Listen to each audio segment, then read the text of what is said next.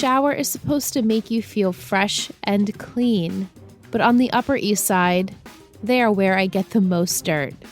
And B's bridal shower tonight promises to be an absolutely filthy affair. The only two people left off the list, number 1, Chuck. All right, hello. Welcome back to another episode of 3 Gossip Girls, a Gossip Girl podcast. I'm Liz. And I'm Michelle. And tonight we are discussing episode 8 of season 5, All the Pretty Sources. Original air date November 21st, 2011, written by Austin Winsberg, directed by Sherry Nolan. Serena throws Blair a wedding shower. Meanwhile, Chuck and Dan decide to go out together to distract themselves since they weren't invited. Max blackmails Ivy, and Louis makes a decision that threatens his relationship with Blair. So we were separate tonight. Yeah.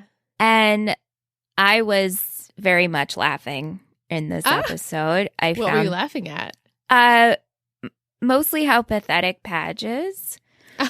The elevator scene specifically. Yes. As the Operation Tzatziki, which I feel so I just want to, use in my daily life.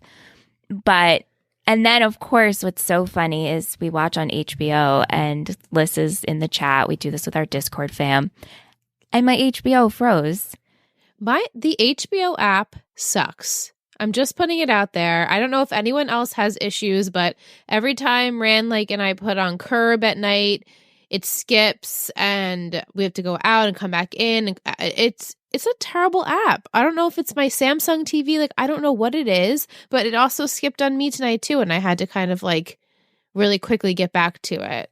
It would not work in my living room. So I had to watch it in the bedroom, which is not bad watching from bed. No, but I'm I was in bed too and I was about to go to sleep. Yeah, imagine if Liz was here. We'd have to snuggle in the bed with the 3 cats and Gossip Girl. Yeah, it's nothing we've never done before. Right. Niles. Anyways, so what did you think overall of the episode? Because a lot of peeps in the chat thought it was good. I thought it was good. I was very entertained by it. I thought actually that the party, the shower, I was obsessed with the theme. Obsessed. And I think this is one of my favorite parties that we have seen. Me too. I really liked it. And I liked it overall. I like the different plays that we got between Puck, and I feel like they have better chemistry than Pate, which I can get into, and Chivy. Chivy. And she's Max spinning that coming wheel. in. I'm just, it is good. But still, not to jump ahead, but Diana and this whole spectator thing, I still don't understand what's going on. Well, hopefully in my summary, I can explain it a little bit more, but I am no expert, that's for sure. Yeah. I can just tell you what I grasped and what Wiki told me and what have you. But right. Before we jump into the summary, I am sipping on a Glassful of Gossip tonight. I wonder if you've had these. They're from Whole Foods. Well, I found this in Whole Foods. The title is It's Elegant, It's Witty, It's You. And that's a quote from the episode when Blair walks into her shower. I picked this because it's a sparkling water. As we know, Blair is pregnant, so she's not drinking any alcohol. But I felt like this was very fitting because it's sparkling water with tea and botanicals. It has grapefruit, lavender, and ginger tea flavors in it. What is it called? It's just, the brand is called Sound. And this is just, I guess, the grapefruit flavor that has the extras. But it's cute and delicious. And they had a few different flavors, but I felt like this one was the most Blair. Oh, I'll have to look for that. That looks very delicious. Yeah, it's good. It's refreshing, as always. I feel like she would appreciate this, the flavors. Okay, so my 3 gossip words we had for last week: shower, given, doubts. You said Blair doubting. She really did, but Louis was doubting a lot too. Really, really bad and pretty toxic, if I do say so myself. This relationship is not going places. No, it's not. And then we had sources for the most obvious reason. I could not think of any word but sources for last week. I was like, what am I going to pick? And I just kept coming with sources. I'm like, I don't care that it's in the title because this is literally what the episode is about. So yeah, no, that was perfect. Which I feel like I'm jumping ahead, but these sources, why didn't we get to read them? Oh, I don't know, man. We could have really started stuff here, like whoever sent this blast and find out who that sent that blast. Like this could have been some good stuff. Yeah, I know. I have so much to say for After Dark. Oh, I feel like majority of my thoughts are truly for After Dark because of what Zahara told us Zahara, last week. We're coming, girl. Yes. So I have many that I was honed into a particular aspect. Yes. And it's the same point that everyone else is going to talk about in After Dark, but I'm sure it's very obvious there. So, yes. All right, let's start with Padge just to get him out of the way, the pathetic Padge. So, there's a Gossip Girl blast that goes out talking about how Dan is still this lonely boy after his book launch and how it was unsuccessful. And he's talking to Lily and Rufus about it. And they're like, oh, well, at least they're still talking about you. Don't worry, Dan. And he's like so butthurt that he's not invited to Blair's shower. I'm like, first of all, I don't know where this is New York. And in New York, we have traditions. And not saying that it's a good tradition, but usually at the shower, it's just females, right? This seemed more like an engagement party. It did. It was like a mix of an engagement party, but also a shower, but also potentially maybe a baby shower. So Dan is not invited to this. He blames Serena for this naturally. He blames Serena pretty much for just about everything in this episode. And so he heads over to the one person in the world that can understand his pain, which is Chuck. Chuck Bartholomew Bass. Coming through. So we have a Puck reunited, and Chuck is like, I'll allow you to hang out with me for the day. He sees in the paper about Louis and Blair, so he's like, oh, I'll just appease Dan and we'll be in pain together. It's fine. So they hang out Chuck style, which of course is fancy food and fancy drinks and fancy marijuana and fancy ladies and The Matrix, because that's hysterical to me that The Matrix is playing. But actually, Chuck's not really indulging in these. He's just watching Dan enjoying himself, which is kind of funny. Now, as I was watching them throughout this episode, I just feel that, like Blair and Padge, they contrast so well.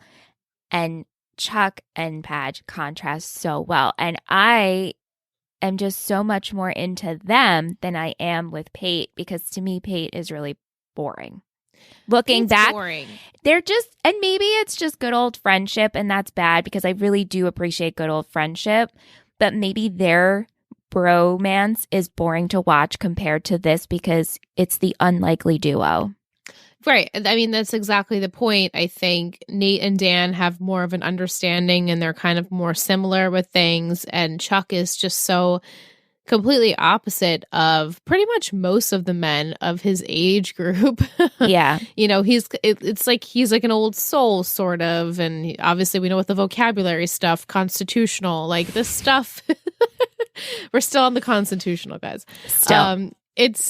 He's just like an old timey. He's like an old fucking fart dude, and just but an old fucking fart dude. He's just like an old fart, but also he just doesn't give a shit, but he's trying to give a shit. So it's funny because Dan, who I feel like has a lot of emotions towards people, he doesn't really hide them. He puts them out hard on his sleeve. Chuck's like, oh, well, I'm not really like that. So they kind of have that good contrast. And I am enjoying it as well. I feel like they're both good for each other. They are. They're very good for each other right now. So as we said, Dan is going on and on and on, blabbing about Serena and how she's ruining his life. She ruined my book deal. She ruined my career. And Chuck's like, I'm sorry. Did you ever think that this is your fault? And I'm like, yes, Chuck. Yes, thank you. Thank you, Chuck. The words of wisdom. He's like, you're not a man of action. If you're a man of action, you need to take control of your life, and you're defining yourself as an outsider, so therefore you are one. And Dan's like, huh. So Chuck goes to walk Monkey, and when he comes back, this intoxicated Dan is nowhere to be found. So Dan actually heads to Blair's shower because now he's this man of action, and he's saying over and over in the elevator, "I'm a man of action." It's like a comical scene of him explaining to them why he's there, and all of a sudden he's like, "I don't even know who you people are." Like, it's just funny. So he walks into Blair's party, and he's about to he's like, I'm in the elevator. It's like, I'm going to tell this person what I want to say. And so you think he's going to go up to Serena and confront her about not being invited. But no, he goes straight to Blair and is like, why am I not invited? What did I do what did I do to you? I was there for you and nobody else was. And she's like, oh, like, what are you doing here? And then Chuck comes in because he's trying to save the day and try and get Dan out of there. And Blair's like, what are you doing here? Like, the two people I didn't want to come are now, of course, here. So Louis has to, like, kick them out. Right. She looks at him and she's like, make this go away. Yeah, make it go away. Have you watched You yet? I haven't. I'm dying to. Before we watched tonight, I was watching You, and I swear, like, you come off You and you go to Gossip Girl, like, Padge and Joe are interchangeable in my mind. And I feel like someone should write a fanfic. Why? Because Padge is so bitter right now. That's how he ended up as Joe killing people, because that's just... Someone should write that. That theory has been exhausted on socials. Oh, has it? Because I don't look, you know. Well, yeah, I purposely, anything Gossip Girl Michelle stays away from. Right, so it's funny that they're like, oh my God, Joe and Dan are like the same person. This is ridiculous. It's so funny. Like, it's really good. It's funny. It is very funny. Yeah. So Chuck gets Dan out of there, luckily, and they're sitting on a stoop, which is like funny. And Chuck's like, okay, I know what's happening here. You love Blair. And a drunk Padge doesn't admit to it, but also is thinking about it, but also is like, is he sure? Maybe he's not sure he does. Like, maybe he doesn't even realize that he does. And now he has to think about it. He's like, wait, nah, I can't be in love with Blair. And Chuck's like, well, it doesn't matter anyway, because she followed her heart and her heart led her to Louis. I'm like, yeah, she really followed her heart on that one. No, she forced her heart. She forced. She forced her heart. She went where the ring was, and that was it. I just can't believe we're actually went there, because I feel like me and you were, we were on the pear train by ourselves. I mean, we had our listeners and we're like, pear. And honestly, deep down, I'm like, I know, we are really we're creating this world. And the fact that Chuck says this to Padge, and Padge is like, I don't love Blair, but I can't believe we actually did this. I know. We're still doing it. It's like I'm still shocked. Talking about it. It's crazy. I'm shocked. Yeah. But Chuck pretty much says, like, it's over for us. We're both on the outside. Like, basically, you have a friend on the outside now, which is like, all right.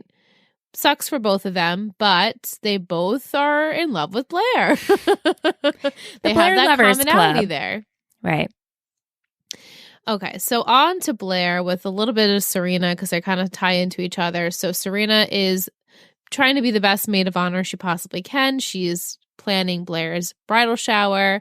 Blair's in her bedroom when Louis arrives. He's bearing gifts and an apology for how he acted with, like paying a therapist to change Chuck into this monster.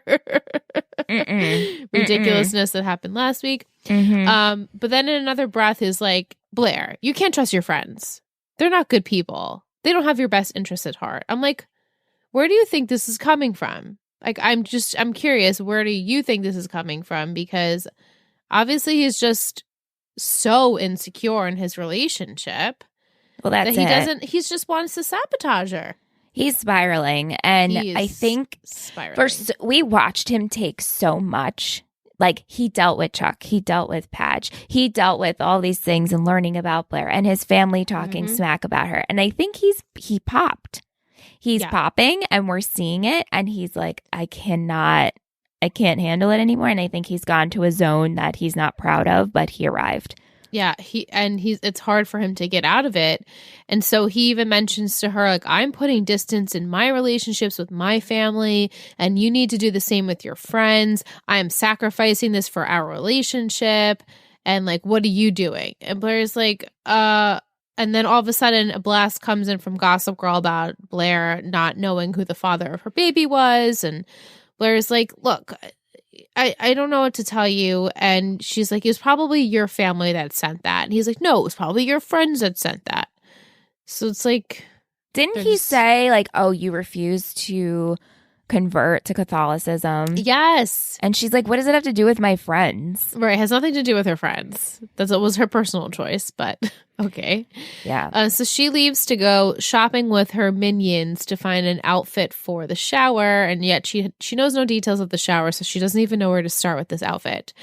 And so the minions are messing with her, telling her it's a small gathering with Greek food.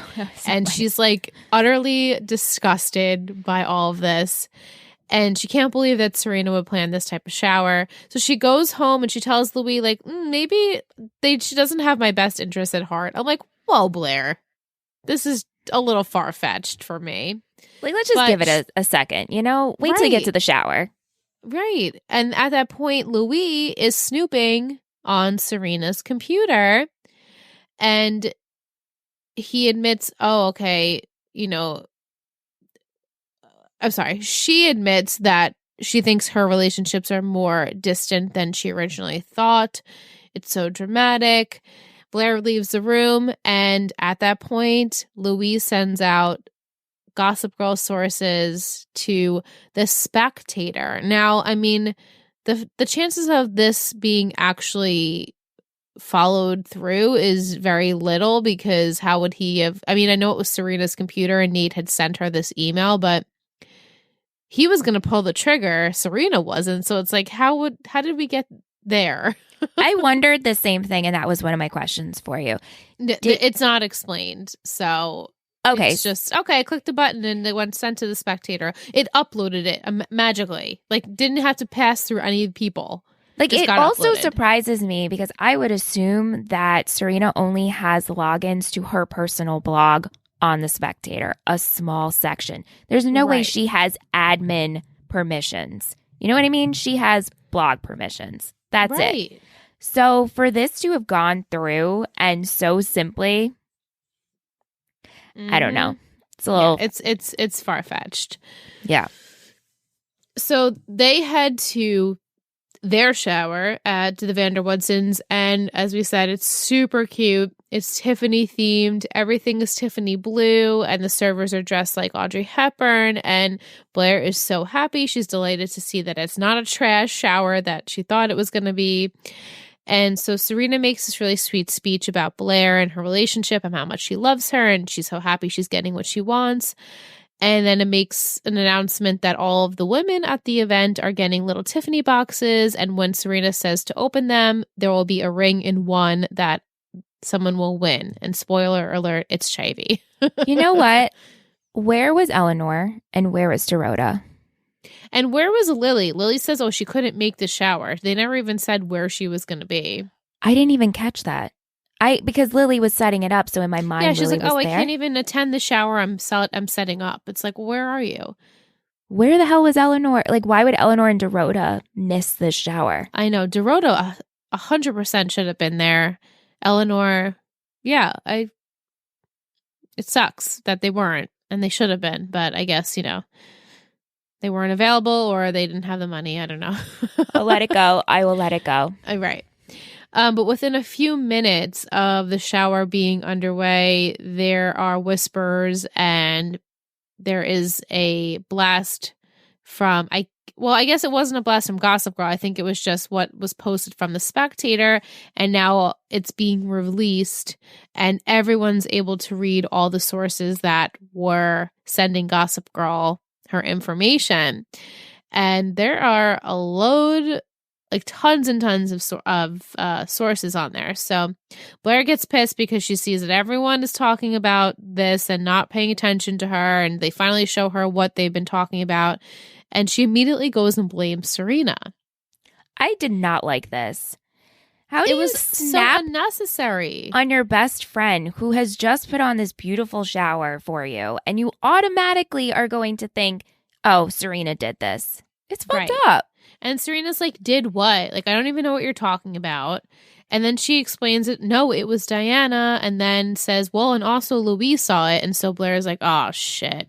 It was Louise. So very quickly, luckily, her gut reaction was to say, okay, I know it was Louise.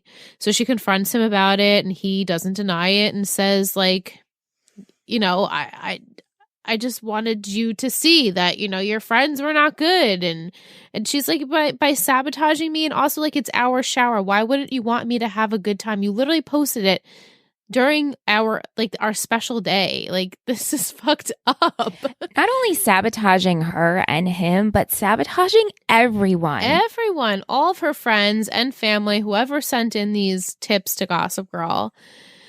And she says, well, look, even Beatrice was the one to send that blast about my pregnancy and, you know, the father of my baby.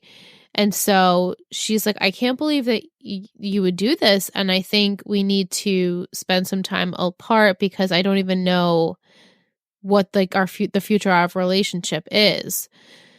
So later on, she has a sweet moment with Serena, and they're eating cake, and they're talking about Louis, and he's self-destructing. He is literally about to blow up, and she says, that, like, reminds me of Chuck. And funny enough, Chuck got, you know, crashed my party. And Serena's like, well, actually, he was just trying to save your party so Dan wouldn't make a spectacle. And Blair's like, like, I know. And funny. Serena's They're like, role reversal. Yeah. And Serena says, I can't believe you didn't notice that. Right. Because Blair is such in the mindset of Chuck is old. Chuck is his old ways. Yeah. Right. And then our final scene of the episode, we have Blair. She goes to the Empire and she watches Chuck take care of Dan, put a blanket on him. And she's like, you did change then. And she's like, you've been good this whole time, haven't you? And then that's where we end our episode. But it's like, oh, yeah. That was quick because last episode she was proving he wasn't changed. So right. Well, she caught on to that. It was all just him, you know, putting on an act. But he even says, like, you should not be here. Yeah. For a lot of reasons. Well, yes. But yeah, like a lot of reasons, as in, obviously, we know past history with them. Also, Louis hates me. Also, you hate me. Also, Dan loves you. Also, I love you. You know, it's like a lot of stuff weighted in this little, like, bubble of the three of them there. So yeah, that was a good part of the episode. Yeah. And we just have Nate and Ivy to talk about. So Nate, he's at the Spectator. His grandfather comes to visit him on a Saturday. And he introduces his grandfather to Diana, who we know that they know each other, but they have to pretend that they don't.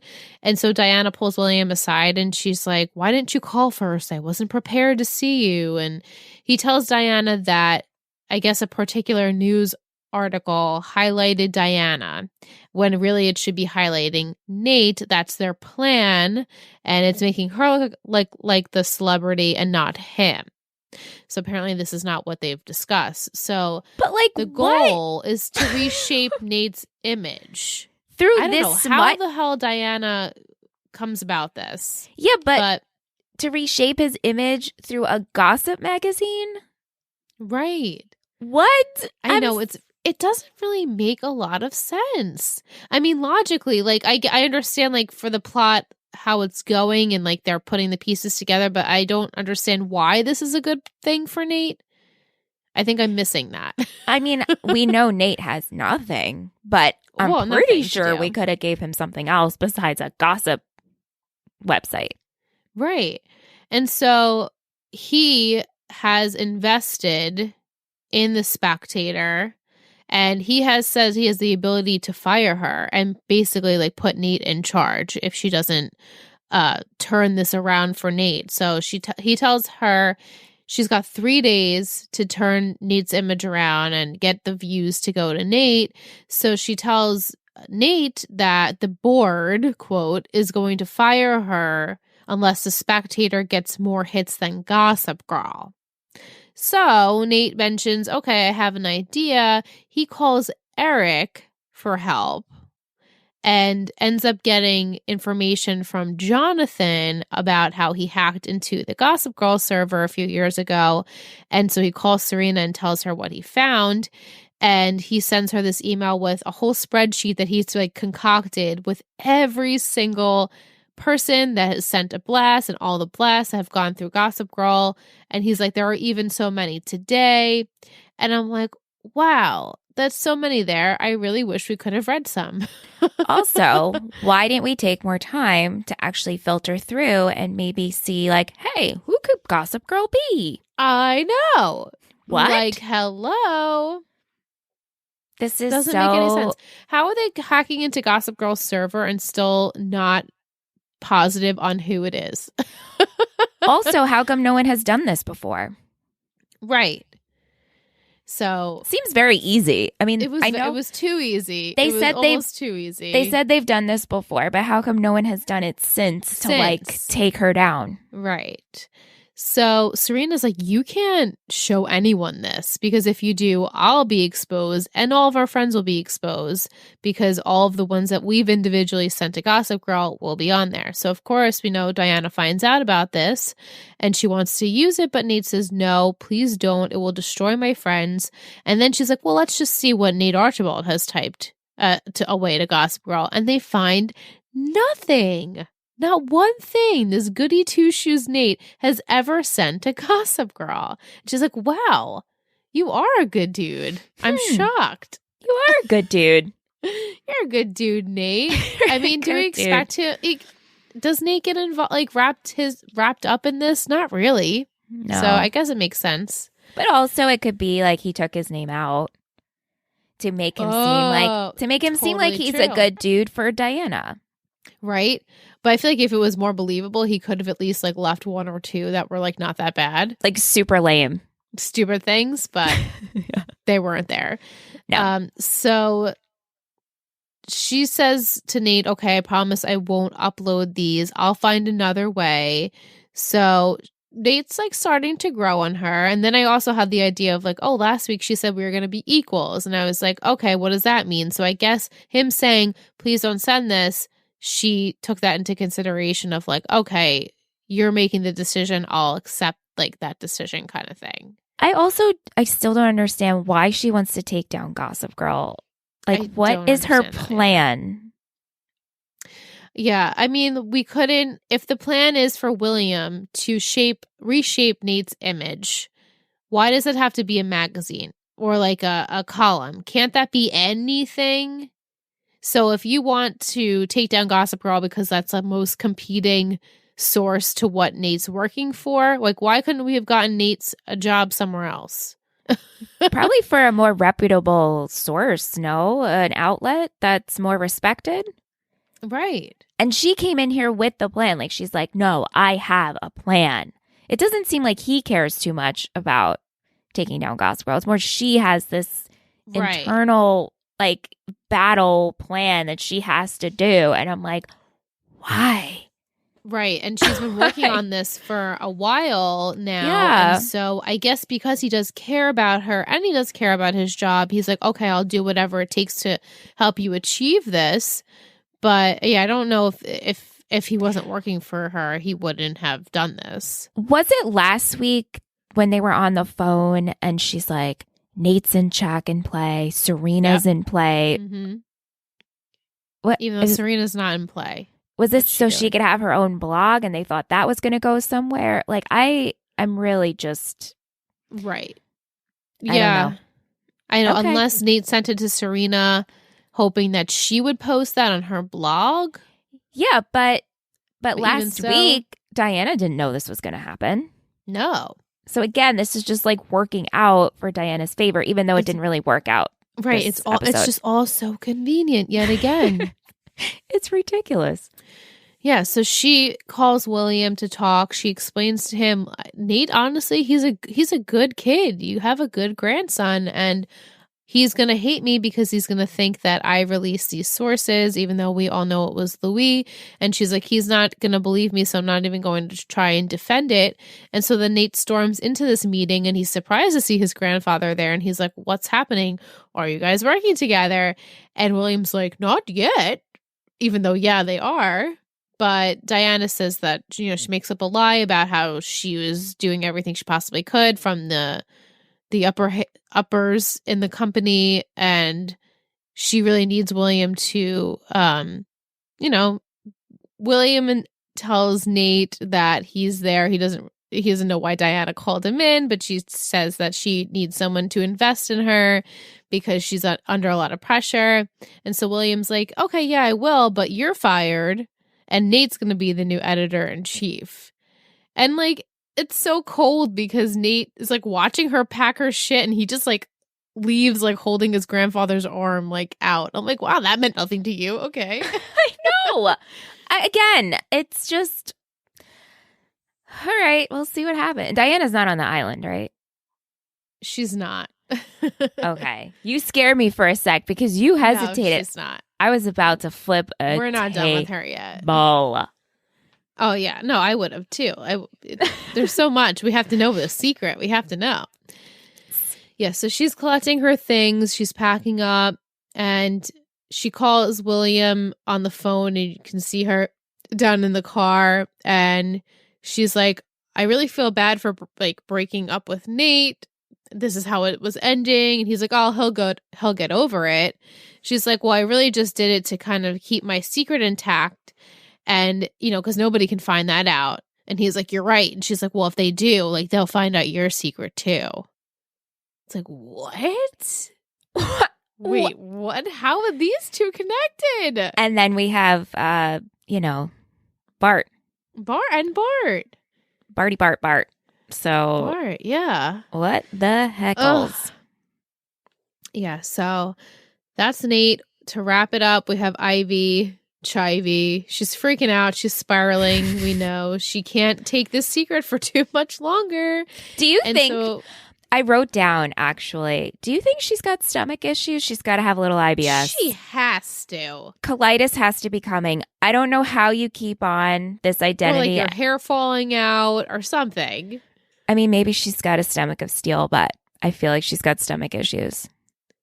I just had to say it. I had to say it. Because I would. Sure she's got something. She's got anxiety something written. Yeah. Yeah. But Carol finally calls her back after many attempts, and Chivy is like, I can't do it anymore. I'm going to leave town. And she's like, you can't. My family will become suspicious, and then Cece will cut my funds, and like, we can't have that. And she reminds her, like, look, Ivy, if my secret comes out, yours comes out too, and I'm gonna take you down with me. So my money better keep flowing. So during the bridal shower planning, Lily meets Max, who comes looking for Ivy. He's like, I have this picture of Charlie, but also maybe she goes by the name Ivy.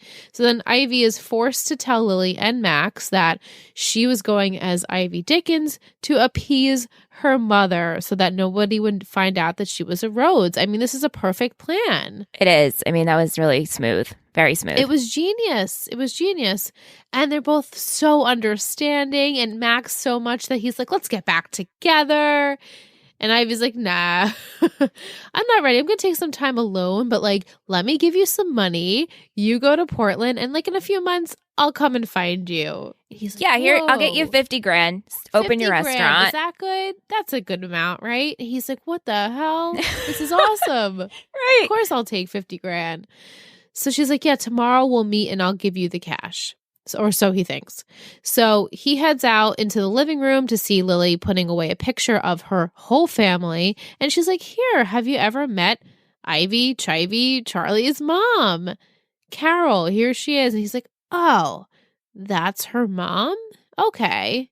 So you can see already he knows this is not her mother. We don't know how he knows, but he runs home to his apartment, hotel room, whatever it is. He's putting the pieces together, finds a playbill from Alice in Wonderland, and in it, we see the name of Charlotte Rhodes, Ivy Dickens, and Carol Rhodes. So now he's like, whoa, okay. I know Ivy is Ivy. And Charlotte is Charlotte. Right. And Ivy was stage manager. And Carol was like costumes or was something like that on the set. Very interesting. I'm very interested in this. I don't know what happens with this. I'm very interested. Yeah. Because they all know each other. And Charlotte. Yeah. So Chivy ends up having a conversation with Lily, and she apologizes that, my mom had made me do this. And Lily's like, oh, it's so Carol. Don't worry. We love you. We're your family still. We'll always be there for you. And I'm like, poor Lily. She has no idea. And like Ivy's like, I know, like she loves her. I know she loves Lily. She has to love her new family. She calls them her family.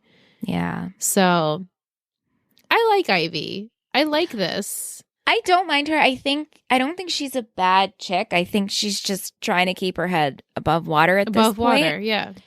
And, listen, if Carol took her down, does Chivy have that much to lose? No, she would just have them like pretty much excommunicate her, and Carol would be excommunicated. That's pretty much it. Yeah, so later on, after Ivy wins the ring, Max comes to the Vanderwoodsons to see Ivy so she can explain herself. And so she tells him, look, I'm still going to get you the money like we promised. And he's like, I don't really care about this. Like, I want the money, and like I'm pissed, and like pretty much like what we had is now kind of gone. And she's like, I'm going to get you the money, and you need to leave my family alone. So he agrees, and he's requesting a down payment. So she's like, here's my ring. It will help you for a little bit. And so he leaves, and then he meets Serena at her place, and he apologizes to her, and okay, can I get a second chance? And so of course Serena gives him the second chance because it is Serena after all. But like, why not? Yep. And after that leaves Ivy a voicemail that he will be in town a little bit longer. Instead of $50,000, he wants $500,000 to keep her secret. What a mofo. Yeah. And so he also says that they say something about last spring. So we knew that they were dating for a little bit. And in next week's episode, we get confirmation that they were actually dating for 2 years. Holy shit. Yeah. So she lied. She didn't lie. I mean, so she was playing Charlie while still being in a relationship with him. Like we expected. We kind of assumed that. So. Wow. So yeah. Wow. I guess, $500,000 is tax money owed for damages of the heart. Right. And yeah, I think he's like, next week he's heartbroken. This girl really, she's a master manipulator, even though it's like in a nice way. It's like a really strange character trait is she's trying to keep her head above water. She's trying not to use people, but she ultimately is at the end of the day. So obviously it's not good for anyone. Right. But as like a character, one that we've added, even though I feel like we're getting there really slowly and I could like it to be sped up a little bit, I do enjoy Chivy. I do too. At the end of the day. So yeah. You guys let us know if you like Chivy. Yes. Some of you don't like our Chivy name, which it's like, haha, oh well. Get out of You're here anyway, right? Right, exactly. Yeah. But we're going to take a quick break. When we come back, we're going to have Adrienne on. Can't wait to chat with her. It's been a hot minute, so stay tuned, guys.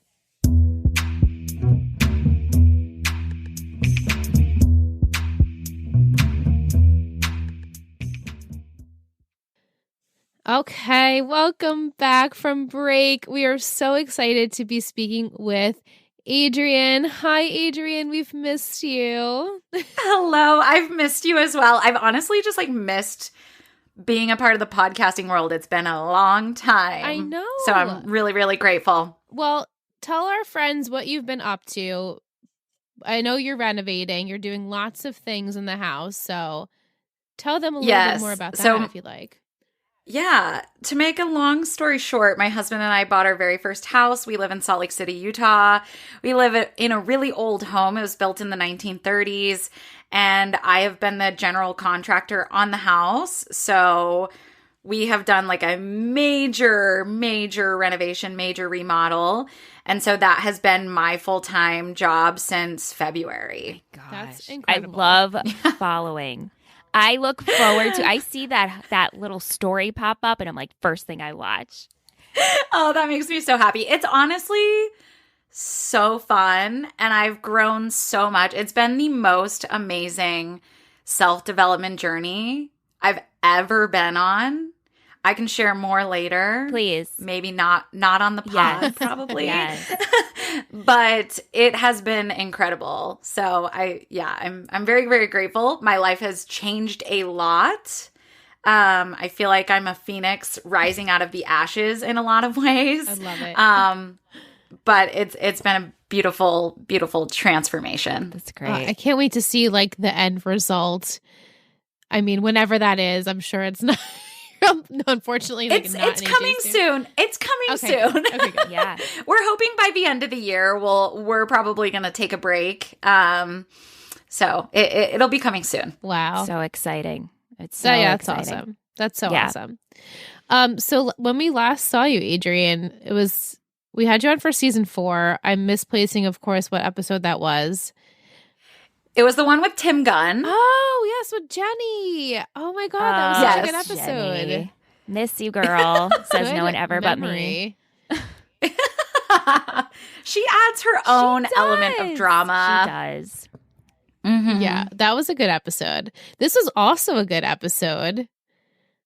You picked a good one. It was very like Gossip Girly, even though I picked the last episode because of Tim Gunn. I picked this episode because I was like, I am definitely going to be done renovating by October. Not done, but that's okay. I'm done enough to be able to like be on the podcast, which is good. Yes, we appreciate it. It still was a good episode for you to come on, and I want to hear all of your thoughts. Firstly, I want to ask you, what do you think about what's happening or what could happen or etc.? I don't want to say too much, but like Dan and Blair, there's obviously Dan, he doesn't want to admit it, doesn't know if he should admit it, doesn't even know if he feels that way in this episode, but Chuck thinks that Dan is in love with Blair. And I want to get your take. Do we like this Blair-Dan thing? Michelle and I are obsessed. We love Pear. We call them Pear. So how do you feel about it? Back when I watched Gossip Girl the very first time, back when it was like on real TV, I was obsessed with that pairing because it's so unexpected. But it's also like you put this, dramatic personality with someone who's like really down to earth, and it just works because it's so complimentary. I love it. Okay, she's on our I'm team. a big fan. Very much so. So I really, really like it. Okay, I'm so glad. And actually, Michelle, Will wants to know, do we think that this Pear story arc is like still back on, or are we pulling back with it? I think this, I said this at the top of the show, Adrienne, that this was I really thought we were exaggerating this the whole time, this whole Pear situation. And the fact that we just kind of recognized it, I'm like, oh my gosh, the show is going there. I wanted it to go there. I wanted to hear it come out of his mouth, even though he didn't fully admit it. I think we're actually getting towards the end of this. I don't think we're going to continue too much because I want it. I mean, hey, it keeps happening, so I'll be grateful, but I don't think it's going to continue. Yeah. And Adrienne, what about the Charlie Ivy situation? Do you remember your first initial thoughts when you first watched? What do you think about it now? Okay, I will be very honest with you that I have not watched any Gossip Girl episodes since the last time I was on your show. Okay. So I'm just kind of like, I love being on the show, but there are so many good things on TV that I'm just like, Gossip Girl's not at the top of my list. Of course. I hear you. Trust me. There's so much television in the world right now. Always. But I've actually never watched Friday Night Lights, so I think I'm actually going to watch that with you and listen to the pod, and I'm super excited about Come it. Be a guest. So, Come be a guest. Yes. I would love to. We could be newbies together and make predictions. I have friends and family who are literally obsessed with that show. And these people don't even like football that much. So I'm like, there's got to be different elements to this show that's pulling people in. Well, I'll tell you, I watched the pilot and I'm taking my notes and I'm just like, football, yada, yada, yada, yada, yada. And I'm like, Aunt watched it with me the first time. And we watched it 7 years ago, okay? And I'm telling him, and he's like, oh, yeah. He's like, and then this play happens, and football, term. And I'm like, shit, I don't know anything about football, so this will be really interesting. But it's so much more than football, but it's heavy football.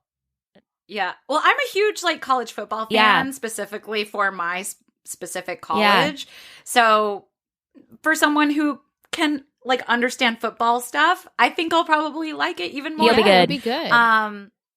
Back to your question about Charlie, Ivy, Charlie, yeah. I vaguely remember that, and then when Max pulled out that Alice in Wonderland thing and showed the picture, I was like, it all came flooding back to me, almost like a That's So Raven vision. I'm like, oh yeah, I remember this plot line. Super sketch. And when Max was like, yeah, you're going to have to take it from $10,000 to $500,000, I was like, whoa, buddy. Yeah. That's a bit much. This girl, in my opinion, just based off of this one episode, is that she doesn't have that kind of access. She is I feel like she's clinging just to be seen as someone who's important. Oh yeah. There's no way in hell she's going to be able to get her hands on $500,000. No. She's spiraling. I was asking Liz, I was like, she's got to have stomach issues. The stress that this girl, every week she pulls it off though, but it's coming. How many episodes has she been in? Oh, a bunch. This has been going on since last season. Yeah, last season. Oh, really? Oh. I guess right after we left you off, we introduced her and her mother, quote, and then we ended the season with us finding out that she's actually Ivy and not Charlie. And then since beginning of this season, so now the past 8 episodes, we're still doing she's pretending to be Charlie. So it's been a long time. Okay. And I'm ready for it to kind of come to fruition, let's go, because it's a little much. But I'm enjoying it. They're dragging it on. Okay. Yeah. Yeah. Yeah, but it's just nuts. It's nuts. What is your take on Louis and Blair? I think he adds nothing to this show. He's not cute. I don't know if his accent is real. It sounds fake. It's supposedly real. It feels like it's not. But maybe it's just his acting is so bad. I do not care for it. I was watching this episode and I was like, wow. I kind of feel like they were really grasping at straws here. Not a fan by any means. Liz, have you seen the whole series? No. Okay. But I know the things. Mostly all of the things. Okay. Yeah. So I'm excited when you said that the playbill thing triggered memories. I'm excited for that because I don't know that stuff. I mean, I know some things in the future and when we finally do meet the real Charlotte, which Michelle knows is coming. But I don't know how we get there. So this playbill thing, I'm super excited about. I'm like, ooh, a nugget. Yeah. It's here's finally a gem for you to hold on to. So I'm excited for that. But I have to put the pieces together each week of the things that I do know. But it's fun to watch it play out and see how it's going. The William stuff, I didn't expect grandfather to be partaking in this Nate stuff. I had no clue. Diana's whole storyline and what's to come with her. I'm like, how are we getting there? Do you remember her, Adrienne? Because Diana, I still am like, what is your deal? Who are you? I vaguely remember her, mostly just because she's like a famous actress. Right, of course. Not necessarily like her plot line. Yeah. Like, I honestly feel like she's probably done now that she like got in the car and like left. I feel like Gossip Girl, I mean, maybe she's going to keep comes back. But she does? Okay. Told me, yeah. Oh, okay. I'm sorry. I might not be the best guest. I'm just like popping in for one episode. Oh, and I mean, have no context. No, And like, but here's the thing. It would be so Gossip Girl for her to leave. She has like, this character's gone, cut, bye, done. We have to, and this character, we know she has a relation to Bart because we found a picture of her in his files. So I'm like, how do you know everyone? Why were you trying to take down Gossip Girl? Like, I just... So I'm glad she has a secret. William has a secret. Right. What is this There secret? were vibes. Oh. Yeah, there were vibes, like, at the end of the episode about this secret. Yeah. And it's just like... It seems like their secret is connected. I don't know. And has to do with Nate. Yes. And Nate... And then she's like, she needed Serena for something. It's like, it's all very... Yeah, it's sketchy. Yeah. Super sketch. Let's go into a question from Jess. She says, were you surprised that Nate has never sent anything into Gossip Girl? I mean... Is that a question for me or for all of us? Go ahead and answer. I thought it was really sweet, to be honest. Yeah. Like, part of me was like, that's amazing. He's like true golden boy, right? And then the other part of me was like, well, what if he just like deleted them because he had access to them? That's what Michelle Like, thought. I had both thoughts. I'm just like, it could have been either way. And I wouldn't be surprised either way. Yeah. I also had both thoughts because I'm like, he either deleted to look really good in Diana's eyes because they're screwing each other, or he actually never submitted anything because what is he going to submit? He's a golden retriever. So, yeah. You know? Right. Right. And he doesn't usually betray his friends. Like, his whole story line is Nate the good friend. Like, he's just always the friend that's there for you, for Chuck, for Dan, for Serena, whoever. And he just sleeps around. Like, those are his two qualities. Right. He just sleeps around and he's a good friend. Right, exactly. It's not awful, actually. I mean, go Nate. Right. Yeah. Exactly. Michelle, what do you think Diana's secret is? Oh my goodness. I feel like if I had any inkling, I would have blurted it out.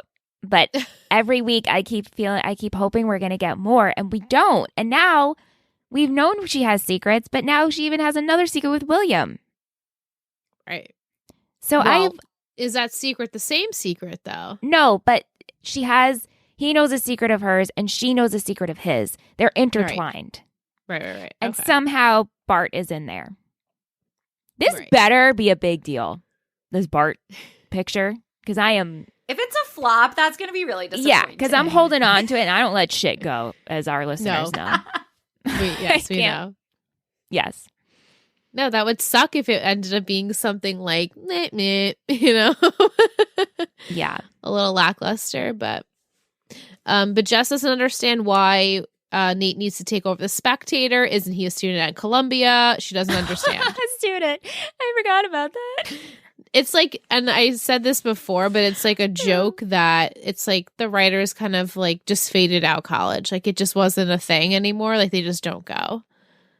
But it's like, okay, when they were in high school, they were essentially living their lives like they were 20. Right. So now that they're 20, they're essentially living their lives like they're 30. Yes. And it's like, they're just keeping true to the actual ages of these actors rather than their characters. Right. And that's the fantasy of it all. It's like, let's just keep it that way. So as much as we know that they are technically still in college, we'll just ignore the fact that we don't see them ever there. No, I forgot about that. I forgot college was a thing. Yeah, same. Jess also says that is she the only one that thought the outfits were hideous in this episode? I did not like Blair's dress at all. The dress that she wore, the sequins and the bow. With the bow, I liked it so much. I actually liked it. I thought it was bold, and I actually like Serena's dress. I liked Serena's dress too. You know what's funny, Michelle? I knew you were gonna like Blair's dress. How'd you know? Because it was bold. It was bold and it was orange. I just knew that you were gonna like it. But I did not like it at all. It had no shape. I did not either. I honestly didn't like Serena's dress either, personally. Yeah. Also, I just feel like if we're really thinking about Blair, right? And I know that they were like tricking her into thinking that it was like going to be a casual party and blah, blah, blah. But if I showed up to a Tiffany's party wearing that dress and not like an LBD, I'd be really upset. Good point. Right. Good point. I'm surprised no one kind of, well, I guess they were trying to trick her, but they should know Blair and be like, well, wear this or. So you'll be like the star of the show. Right. You know, everyone's going to be casual and you're going to be like the diamond. Oh, good point. Very good point. You know? Yeah. Did you like the shower idea? We thought that was so cute. I loved it. But I hated that Ivy/Charlie got the ring. I hated that. I felt so like she does not deserve that. I know. I was but like, also it's like, yeah. Like, but she had to get the ring so she could like give it to Max for all this like bribing. So I understand it's part of the plot line, but still, I just was like, yeah, I know. It was a little too convenient. It was way too convenient. Yeah. Definitely. I just want to ask you, Adrienne, what are you thinking about Dan? Because last week he was on his book tour, which he decided to quit midway because nobody was showing up for him. And this episode, he was just kind of super pathetic with his, I wasn't invited. Get over yourself, dude. Like, who cares? Yeah. He's very hurt. So how do I feel about how he was? Yeah. I mean, do you remember liking, how do you feel about Dan as a character? Because I know he's not everyone's favorite. So I wonder what your take is on him. I know it's been a while. Yeah. No. And thank you for being so understanding of that. I feel like with most of the characters, it ebbs and flows, right? Like sometimes I really like Blair and then sometimes I don't like her as much. I feel the same with Dan. In this episode, I almost just had secondhand embarrassment for him or like felt sorry for him the whole time. And it's just like, I mean, I'm glad he didn't like sleep with the two women that Chuck like hired for him or whatever. Yeah, gross. But I also was just impressed that like Chuck was just gonna like go walk his dog. Yeah. I was like, you go. You fucking go. You've grown up. You are a real man, Chuck. Love it. Honestly, the only thing that like I absolutely have to talk about in terms of Dan and Chuck and their whole predicament is the fact that they watched The Matrix. I can't. Keanu. I can't get over it. Like, I was watching this and I was like, what the fuck? Like, I'm just thinking about the writer's room and they're like, yeah, okay, we're going to get Dan, we're going to get Chuck, they're going to be miserable, and let's have them watch The Matrix. Genius! Like, who thought? I mean, I could see it happening, maybe not with those two specific characters. Yeah, like but Nate and Dan together. Yes. So it's funny that Chuck, they would choose that movie for Chuck to watch with like his like little like bruschetta with the salmon on top. Like it doesn't fit the Matrix. Right. You know what I mean? Like no, it was just like so bizarre. It was. Yeah, it was comical because it's ridiculous. It is ridiculous. Yeah. So you're liking Chuck's growth. It only took us 5 seasons. Yeah. I will say, like, the three guys of the show, right? Like, Nate is very vanilla. He's just very bland. Yep. Like, he's a pretty boy. He's a pretty good guy, but, like, he doesn't have a whole lot going for That's him. All we have. Yeah. And then I feel like Dan, we see some growth, because he's like, poor me, blah, blah, blah. And he's almost always like that. Yes. But then he grows into some confidence, which I can appreciate. And I like feel for him that he's like going through this emotional turmoil because he has these like genuine feelings for Blair. Because with Serena, she was almost just like someone he like lusted after because she's like this princess, whatever. So it's like, I feel like that was the surface level relationship. And with Dan and Blair, it's more like digging deeper into like true feelings. Mm-hmm. Yeah. Well said. And that's why we like Pear. So good. It's so good. Even with them watching those two on screen, especially when in earlier episodes they watched movies together, they had chemistry. Those actors had chemistry. And then you think about Padge with Serena and you're like, I don't know, for me anyway, they worked, I guess, but not like the fire level of the other two. Well, it's like Dan had like unrequited love for Serena without knowing her. Almost like, right. And then like Serena like almost felt bad for Dan. So it was just like this power dynamic that just didn't really work. And the same is true for like Chuck and Blair. They're both so powerful and so like charged that also doesn't work. And that's why this complementary force really works for Dan and. Yeah. Definitely. We have a question from Tish. We kind of discussed it, but she said, Adrienne, obviously no spoilers, but how do you feel about Chivy and the whole situation? And do you think she genuinely cares for the Vanderwoodsons? Chivy. Oh my God. Did you guys come up with that? Yeah, of course. Yes. Oh my God. I think I might like that better than Padge. I love Padge, but Chivy is like too good. We're into it. We're very much into it. All your relationship like names are so good. I do not think she cares. I think she is like, gold digger is not the right terminology, but she's essentially, I think she's just there for the money and for, I think this episode specifically, it's just like her intentions are just, she does not care. I think maybe part of her wants to feel like a family, but in the end, like that very quick phone call she had with Mom, it's just like, it's too much. There's too much like pressure coming to like stay in and to be like perceived as this true like family member. And I think it's all motivated by money. Right. And the trust. Carol's is for sure, because if Ivy messes this up for her, then her whole trust fund money situation could just go out the window. So Carol needs Charlie to be like really pushing for this money to keep the money, I guess. So yeah, it's not a good situation. I don't know why Chivy just can't be like, oh, I want to go and live my life as, Charlie. And she'll just leave the vicinity. And wouldn't Carol still get her money? Right. But Carol said, they would get suspicious of that. So pop in. Wouldn't. Every couple of months, Like I think this could be handled. I think everybody could win if we just finagled it a little bit. But we wouldn't have this show. Right. There you go. Tisha's Michelle, why do you think Louis is acting so villainous lately? Because he's insecure. I said it in the first half. He's spiraling. He snapped. He finally snapped because this has been building. In the beginning, we really liked Louis. Adrienne, we're like, oh, really? We did. He is literally, I was about to say, out of any character on this show, like I watched this episode and I was like, you are fucking pointless. Like, why are you here?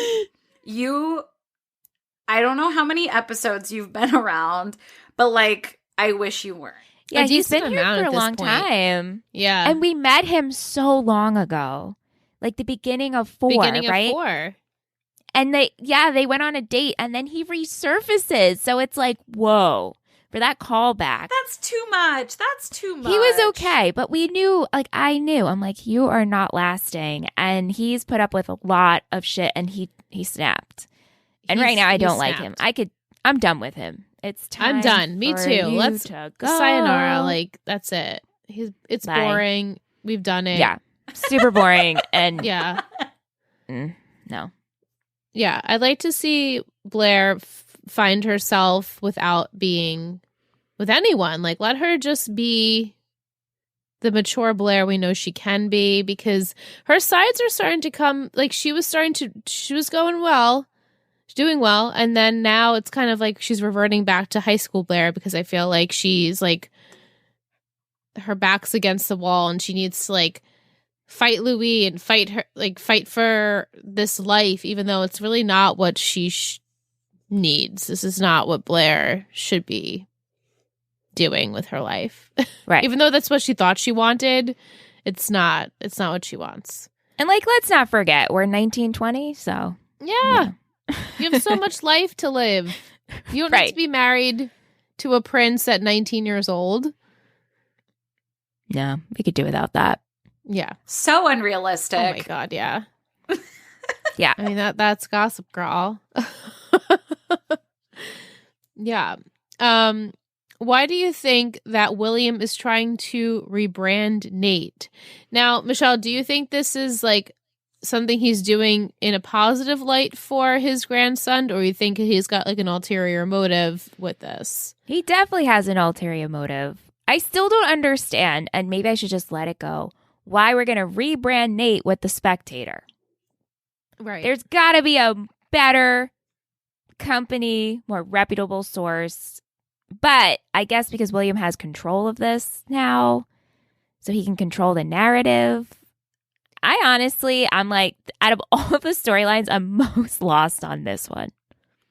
I personally, while you were saying that, Michelle, I personally was like, the writers probably were like, we've never, like, we just have to have something for Nate.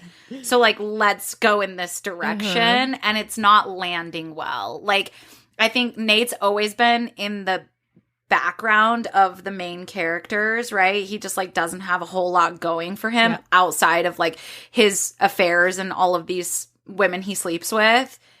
And like there's even that tied into this plot line just to like stay on brand, I guess. But like, yeah, this is not interesting and doesn't make sense. Right. And it's like we were going to do that storyline anyway. We'll just throw Nate in there just to give him something. Yeah. But I don't trust William. No. Oh, no. Mm-mm. Right. I mean, when have we ever been able to? Every time we've met him, which we haven't seen him in a while at this point. Right. I guess it was like season 3. That's when the Trip and Serena stuff was, right? Oh, my God. I hated that so much. Yeah, me too. But every time we've like reintroduced him, it's always for something scandalous and negative, and he's trying to one up someone or something. So no. So Tish wants to know, for everyone, what are some of the best shower or wedding party gifts that you've received? I haven't had a shower yet, so you guys can go. If anyone is planning on going to a wedding, this is one of the best gifts I've ever gotten. Is from my husband's grandparents. We got essentially like a guest book. So whenever we host people at our house, they'll sign our guest book. And we've had that since we got married in 2013. And so we'll like read through it and be like, oh my gosh, this person visited us when we lived at this place and this is what we did. And it's so, so, so sentimental and so special and so cheap. Oh, that's such a good idea. Amazing. I am obsessed. And when Aunt and I move next year, I'm going to do that. Yeah, because like our place has being listed. We'll have to talk, girl. Yes. Okay. Yeah, but that I love that. I absolutely love it. And I want to do that for the next wedding or shower that I go to. I think for our shower, we got all the coffee things. So many coffee things. Yeah, I mean, when Aunt and I had our shower, I received coffee grinder, espresso machine, French press, pour over, because we had everything. We were already living with each other. So I guess that was it. I don't know. Ooh. Yeah. Well, Michelle, when Randy and I moved in together, got us that really cute shower notebook. I did. So Aunt and I, which I've now given to people who move in together. So I guess, but and I have a waterproof notepad. And so we play Hangman in the shower. And we also play Hangman in the shower. Yeah, we play word games. And I also feel like in the shower I get my best ideas, so I jot down notes. It's like my office. It's like as soon as I go in there, it's like, oh. So that's a good gift. I usually give that as a housewarming present. Yeah. I actually have a podcast episode on She's So Cool about creativity and self-care. And I did some digging into, and this was all prompted by this idea of all my best ideas came while I was in the shower or on my bike. And so I dug into like the research behind why that's the case. So if anyone is interested in learning more about that, you can go check that out. Oh, we're going to link it in the description. Yes. Okay. Yes, we will. That's fascinating. I'm going to go listen to that when I go to bed. Tonight, I'm going to plug in. I think it's a pretty short one, too. Oh, perfect. Oh, I'm excited. Oh, anyway. Vic says, hi, Adrienne. Was wondering who your favorite character was and who your least favorite character is. Well, from this episode, Louis is my least favorite, but overall. Yeah. Oh, God. Vanessa is my least favorite. Do either of you like her? We're neutral to her. We're okay with her. Okay. Yeah, I wish that they didn't she did some shit and then that was it. Yeah, what I hate about it is she's one of the only people of color on this show, and she had such an unlikable personality and such an unlikable storyline, and I really hate that. Yeah, they did her dirty. They did her dirty. They did her dirty. Yeah. In terms of favorite character, I think I said this last time. I'm pretty sure I did. Blair is my fave. She just has like big, powerful, bad bitch energy, and I love it. Yeah. Definitely. I love it. Yeah. So I guess Blair over Serena then was her other question. Not that we need to Always. We're not going to compare. Serena, but. I mean, I love Blake Lively as a person, but like I also feel like Serena is to Nate, like they're both just kind of bland. Yes. We also had this discussion last week. We keep getting this. Our guests keep saying this. Yeah. Did Liz freeze? I think Liz froze. Oh, I did? Is she frozen on your end? Shit, can you guys Liz, hear me still? Can you hear us? Yes. Sorry, guys. I saw my connection said it was unstable. And I was like, I wonder if I'm frozen. Oh, my God. All right. We're almost done. Yeah, so Vic also wants to know... she also wanted to know if Diana's on the island. I confirmed earlier she is not. And when do you think Nate will find out about his grandfather? 2 episodes. 2 episodes. Okay. So because I think next week, it's gonna come out more. Oh, she's frozen again. No, I am. Oh, she is. My God. I guess I'll wait. You can still answer. I could answer, yeah. So I think I'll just tell you. Yeah, okay. I think in 2 episodes, because I think next week we'll dive a little bit more into what they're doing, and then the episode after that, I think he'll start to realize. I hear you guys the whole time. Oh, good. Oh, perfect. So you heard my answer. Yeah, I heard your answer. Okay, great. And you're just frozen. Even frozen, and I'm not frozen on my end, but you guys say that. Oh, okay. Well, that's good that you can hear that us. Is good. I can hear everything. That would be a lot worse. Yeah. Perfect. Yeah. How many episodes are in season 5 and season 6? Are they shorter than the other seasons? No, so 5 actually has 24. 22. 24? Yeah. And 6 only has 10. So. Okay. I remember season 6 being a lot shorter. Yeah, 10. It's a 10 episode, like, quick sum up of what happens on the rest of the show. But which, like, shows nowadays are like 10 episodes. You're lucky if you get 10 episodes. Yeah. You're lucky if you get 12 episodes. Oh, right. Exactly. Right. So, yeah, that should be interesting to see the 10 episodes.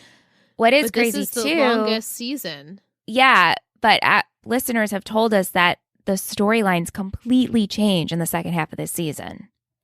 Right. Like, completely is what we've been told. So, I'm just like, where are we going? We gotta wrap this shit up, and then we're changing completely. Yeah, so we have a lot of things to wrap up before we go and dive deep into some other stuff. So lots to come. Yeah, lots to come. Adrienne, do you have any final thoughts on the episode? Were there anything that you wanted to discuss that we haven't discussed? One thing Blair said that I am not happy about, and I don't know if you already talked about it. When she was like, "What is this? The Help?" I know. I was like, there's I have a friend who has a podcast. It's called But Make It Scary. So she turns romantic comedies into horror films. And so she brings a guest on and they both like write a horror film plot. So fun. I did that with her and did the proposal. And one of the things that she adds in as like a segment of her show is, you know, things that didn't age well, that like were maybe appropriate in quotes back then from a political correctness standpoint versus what's politically correct now. And like that statement would not fly in 2021. Like so inappropriate. Yeah, no. So inappropriate. Yeah, it's super cringy. I did catch on to that. And I was like, ooh. And there's a couple of things that happen, of course, in this series because of, you know, the age of it. And you're just like, oh. Yeah. The age of it and just like the genre of it too, I think. It's so uncomfortable. Other than that, I mean, I thought it was kind of fun and exciting for Gossip Girl's secrets to be revealed. I was actually anticipating like more of a blow up. So maybe next episode there will be more like repercussions and consequences to that. Yeah, I know. I'm hoping for that too. And we were saying just in general, why didn't, I mean, I guess maybe next week they could do it, but go through that list and they could probably figure out who Gossip Girl is. Right. Which I would totally do. Right? I mean, you would go through that line by line highlighter and be like... I literally would. I would be like, okay, so the only person who hasn't submitted is this person. Interesting. Right. Yep. Yeah. But then you would be like, well, maybe it's Nate. Right.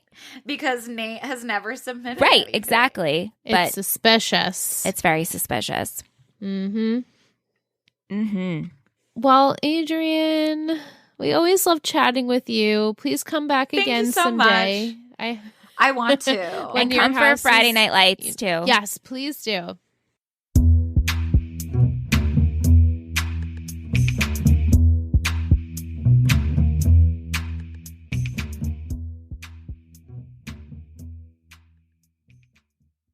All right, we just got done chatting with Adrienne. Always a pleasure. Like on my time hop, it popped up that I met her in person 2 years ago in Salt Lake City. Yeah, when you went to Utah. Yeah, and I got to meet her and it was on my time hop and I was like, oh my gosh, time goes by so fast. She's really such a special soul. I love her. Yeah, she's just a very warm human. She's awesome. Yeah. So thank you, Adrienne. Thank you. The episode's in the description if you guys want to check out the episode we were referencing. Yes. Okay, so some trivia watched by 1.35 million viewers. The episode title is based off of the movie All the Pretty Horses. The episode takes place on November 7th, 2011. I don't know where we saw that, but apparently somewhere in there. Okay. Tish had a deleted scene. There is a totally unnecessary deleted scene, she says, that takes place right before Carol calls Chivy back. Lily and Chivy have a heart-to-heart conversation where Chivy said she didn't sleep well due to all the nasty things Gossip Girl said about her. Lily assures her Serena is working hard to take down Gossip Girl, and Lily offers to help her take her mind off of things by suggesting she help with a party. Chivy declines, and then we see Chivy pick up the phone like we did in the scene in the episode. Huh. It's funny that Lily knows Serena's taking down Gossip Girl. Don't worry about it. You know, Tish has been giving us the deleted scenes. Yeah. I feel like we need to bring back some Tish tea. We need to bring back some tissues. We need tea. She's giving us some tea. She's providing. We got to start that again because I've always gotten joy from that. Absolutely. And you have too. So thanks, Tish. It's coming back. T. And it's like, oh, is that Tish's T? Yeah, like, exactly. Yes, Aunt. That's her. Yes, Aunt. We had some music by Givers, Slow Club, Feist, Z Avi, and Gautier. I had 8 headbands in So this did episode. I. Jess had 7, so we both counted 8. Lots of headbands at the party. I did like Chivy's just like simple long sleeve shirt with all the sequins on it, or studs, I guess. I thought that was nice. The gold one? Yeah, it was like tan with like gold studs. Yeah. I liked the dresses, so I'm alone with that. I thought they were bold. I thought Serena's, the cut of it was really cool and different.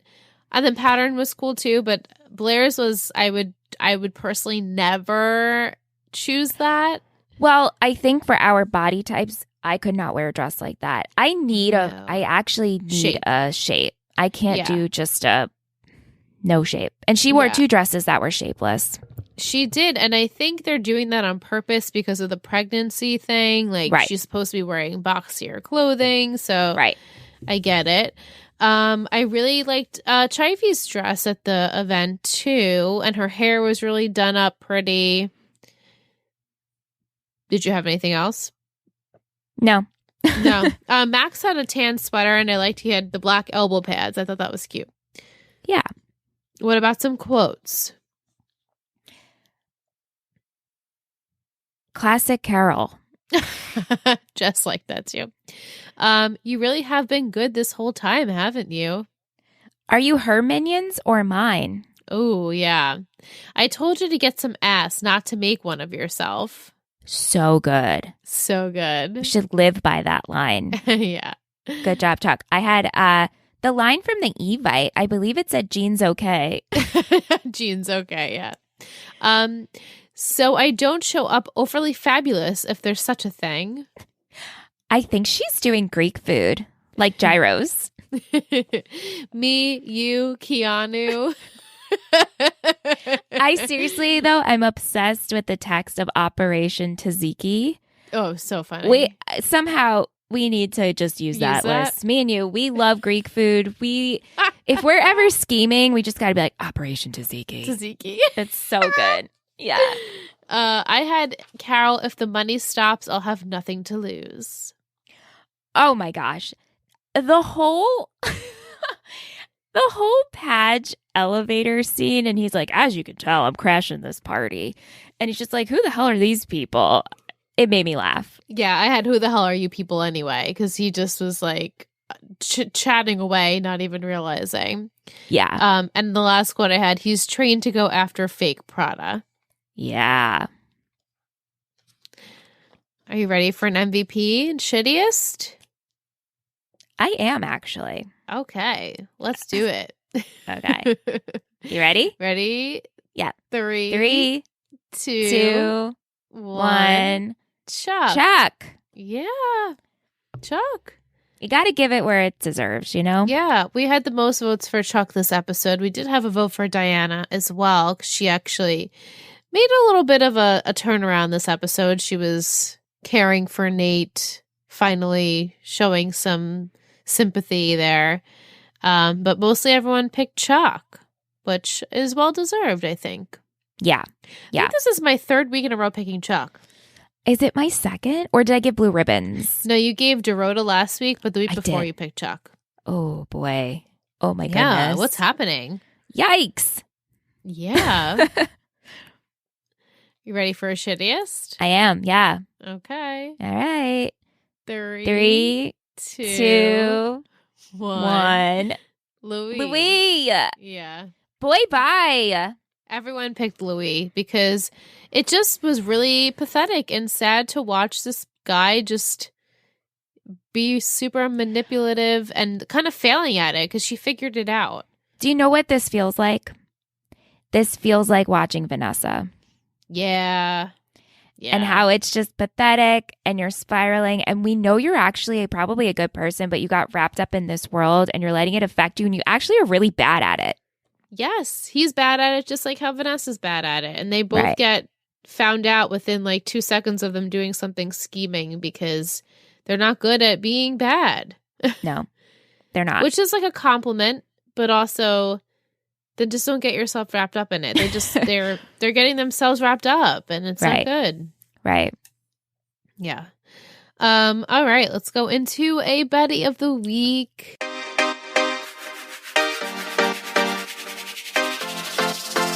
You're a total Betty. You're a total Betty.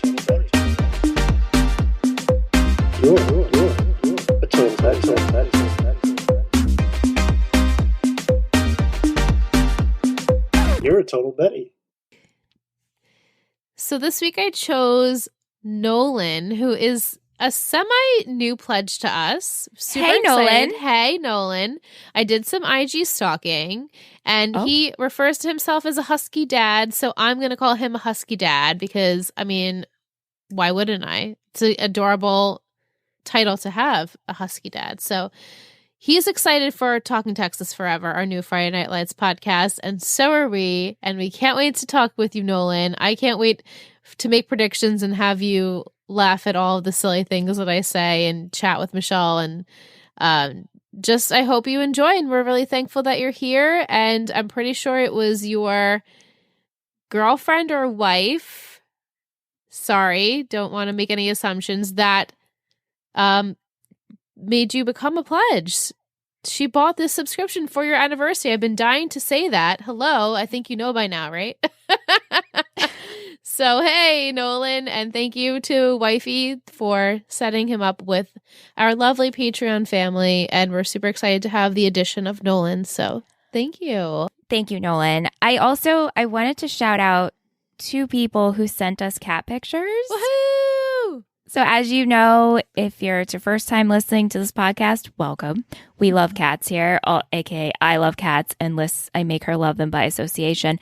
Yeah. And I have 3, and they're the podcats. And so please send me pictures of your cats because it brings me so much joy. So Allie Simmons sent a picture of Nix. Super cute. Named after Stevie Nicks. Love Adorable. And then Crystal also sent pictures of their cat. So it brings such joy. I love opening up those DMs on Instagram and just seeing cat pictures. I mean, what else is better in the world? But we super appreciate it. So thank you so much. Thank you, guys. It's time for you to hear the title for next week and my 3 gossip words. Next week is a fun episode. Lots happen in next I'm pumped. Episode. Okay, so episode 9 is titled Roads to Perdition. Okay. And it's going to be with a patron. The patron hasn't been selected yet, but in a few days, this patron will be joining us for episode 9. Our 3 gossip words this week will be 3 gossip words.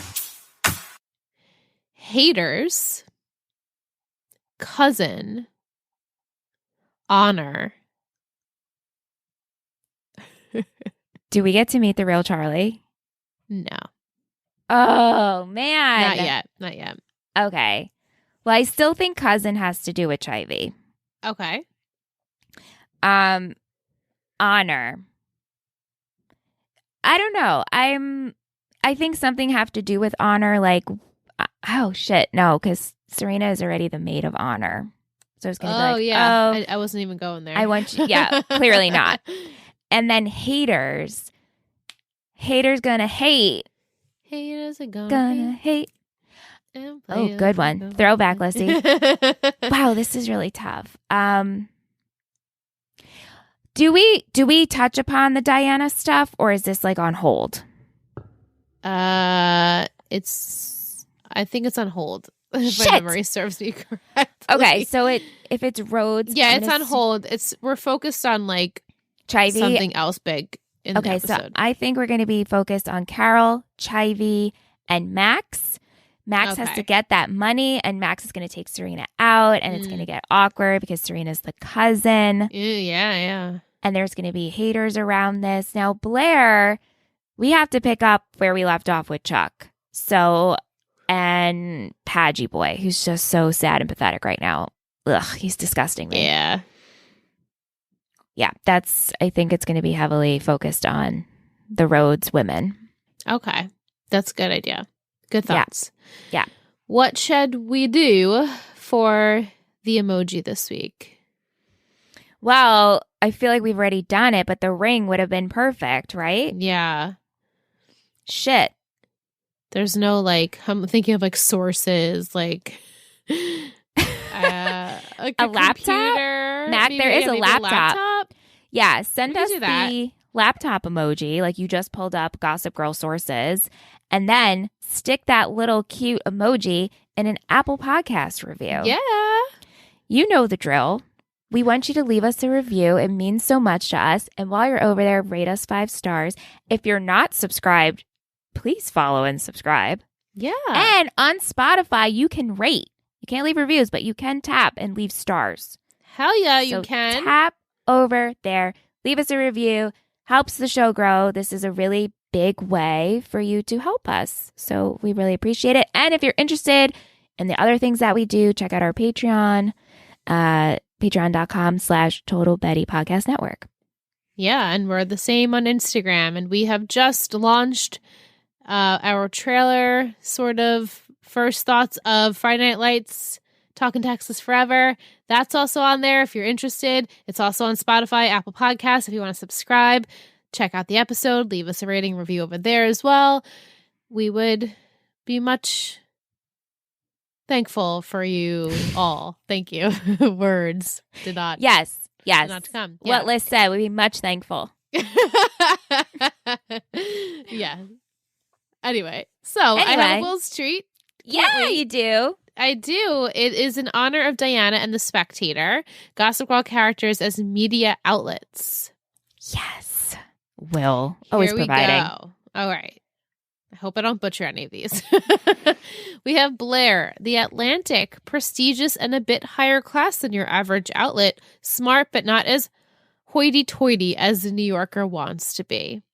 Chuck, The Wall Street Journal. I'm guessing Bart had him reading this since he was a little boy. That one's perfect. Dan, The New Yorker, blue ribbon to NPR. I mean, come on, this is too easy. Yeah, you can be smart by reading The New Yorker, but it's far more important to the liberal yuppies like Dan to look smart holding The New Yorker. So yes. True. Serena, Reuters, an international newspaper for the character who is in the international papers more than anyone else in the show. Nate, ESPN. Dun dun dun dun. Chivy, The Guardian. She has been guarding her real identity from everyone for as long as she's been on the show. Rufus, Vox. Very informative but very self-righteous. Tries too hard to be edgy and hip at times. Lily, The American Conservative. Lily is a classic case of leftist growing up, becoming a conservatist. At least she hasn't given up on everything about her old self. William Vanderbilt, Fox News, easy. Diana, BBC. Oi, it's a bloody good paper, innit? I'm always a tad shuffed when me mate turn on telly to be. Wow, I fucking Michelle's laughing at me so hard. I'm done. Diana's BBC. Oi, it's a bloody good paper, innit? I'm always a tad huffed when me mate turns on the telly to the BBC. That was better. Bravo. Bravo. You. I'm usually very good at a British accent. And we have Maureen, The Blaze, very hot and very conservative. And Mrs. Carr, HuffPost, The New Yorker for common people, aspiring to be hoity-toity, perfect for someone from Iowa moving to New York. Perfect. Wonderful, Bravo, Will. Thank you, Will. You always enlighten the podcast. You teach me something. I had to look up Reuters. So we cut it out, but I'm going to tell you anyway. I looked it up because Lissy did not know that one. But thank you, Will. Thank you to everyone who sent their questions. Thank you to Adrienne. We love you so much. And we are hopping in the carts. We're going to After Dark.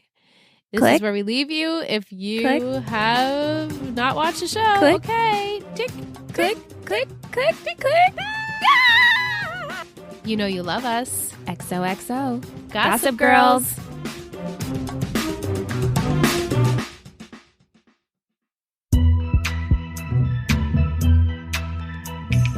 After Dark.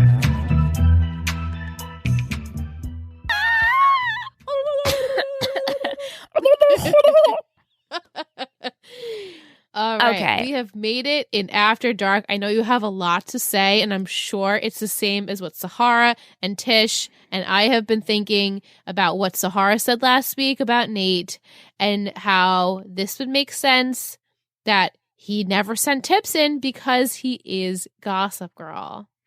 Whoa. I mean, if they have other things, do they have anything else to say? Because I'll wait for them till it's... No, Tish said also Nate being as selfless and not wanting to do anything to hurt his friends would make him the least likely suspect. Right. I'm very excited to see Nate as Gossip Girl this season. Adrienne actually sent me a little stuff about how her thoughts on Dan. So she says when Dan was reading the latest Gossip Girl post of Rivers and Lily, the quote was, "Looks like Lonely Boy needs to change his name to Banished Boy," made her cringe. She personally can't imagine Dan writing that as someone who sees himself as a serious writer, although maybe this is from the perspective of the persona of Gossip Girl. Either way, this line was too cringy for her. She thought it was interesting from a plot perspective that Dan was super drunk when the Gossip Girl sources were posted to The Spectator, so he's essentially had an excuse for not having a reaction to the news. Yeah, that makes sense. I didn't even consider Padge anymore as Gossip Girl. I was just watching Nate. Yeah. It was so convenient for him to be like, oh yeah, I know how to crash the server. I know exactly who to call, which makes me think that they could have had Eric and Nate working together as Gossip Girl, something that they started together and just kept each other's secret. Then you throw Jonathan into there. It was just the way he just came up with that. We haven't seen Nate be so slick in a very long time with a purpose. Right. And it just worked very well if you look at him as Gossip Girl. Like, oh yeah, I can pull this up. My name's not in here. Either I took it out or maybe he even posted as like a different kind of email. You know what I mean? Or under a different name. Right. So if this ever got out, his tracks are covered. Yeah. I mean, It's more fun to look at Nate as Gossip Girl. Yeah, definitely. It doesn't make sense. But like you said last week, this episode actually makes sense for Nate to possibly be Gossip Girl. Yeah. So after Sahara sent her email, I had obviously already watched this episode and I was like, oh, wait, actually, this kind of makes a little sense just in this particular episode, though. Right. But before all of this, in all of the seasons, I can't really pinpoint one other time that Nate was suspicious like this. And I know they said, okay, in season 1, I think it was just season 1 that they were going to be Eric, and then it kind of got spoiled. So then they floundered with who they wanted it to be. And then season 4, they were deciding it was Nate. But also in season 4, nothing. Right. Like we said last led week. To that. It's just nothing. But this makes total sense. So I just couldn't believe how well that worked. Because it's not in Nate's wheelhouse for this to have happened. Like his character traits, I feel like is not something him not submitting it, yes. But him being able to access it and think like, oh yeah, I know exactly who I can call to get this to go. Mm-hmm. It doesn't track for a normal Nate attribute. Right. And the fact that he's allowing the Spectator then to take him down. Right. Right. Is it like, does he want to give up Gossip Girl? Like, is he ready for it to kind of be done so he can stop trying to like have his head above water all the time with people not figuring out that it's him? I mean, obviously, after all these years, I still haven't, but... Or he's just like, we'll continue because we're Gossip Girl and because even the blast that went out. sorry for the breach of, it doesn't matter. I think people will still tune in to see what Gossip Girl will say. Right. And it's funny that all of those tips were written as if they were posted on Gossip Girl. It wasn't like someone saying like, oh, I saw this person. It was like, hey, Upper East Siders. Like, it was like already those Gossip Girl blasts. Formatted. Like, I could never picture Nate ever saying anything like that. Right. Even in that tone of like being witty and like sneaky. So then it kind of makes me feel like, and I know this isn't the case, but if him and Eric did work on this together. Right. Yeah. Yeah. It's fun. This added like a really fun element to the show for me. Yeah, me too. Yeah. Good stuff. Yeah, and that's our show tonight. That's it. Yeah. Yeah, that's it. Next week, we'll be joined with a patron. Whoever you are, we're excited to chat with you. Yeah. And Roads to Perdition. It's a fun one. I enjoyed next week's episode very much. We get some guest appearances. I mean, like people that have been on the show already, but they're back in next week's episode. So I'm excited. Oh, fun. That's a fun little nugget to give me. Thank you. Yeah. Yeah. But that is it. Like, subscribe, rate, review, do the things. Go check out Talking Texas Forever. Please. Check us out on socials. And we'll be back next week. Bye. Thank you so much for listening to 3 Gossip Girls Podcast. You can email us at 3gossipgirlspod@gmail.com. Or if you want to follow this show and all of our others, you can head over to Instagram at Total Betty Podcast Network. This has been a Total Betty podcast, produced and edited by Michelle Rubenstein and Alyssa Tenio, music by Anthony Vicora.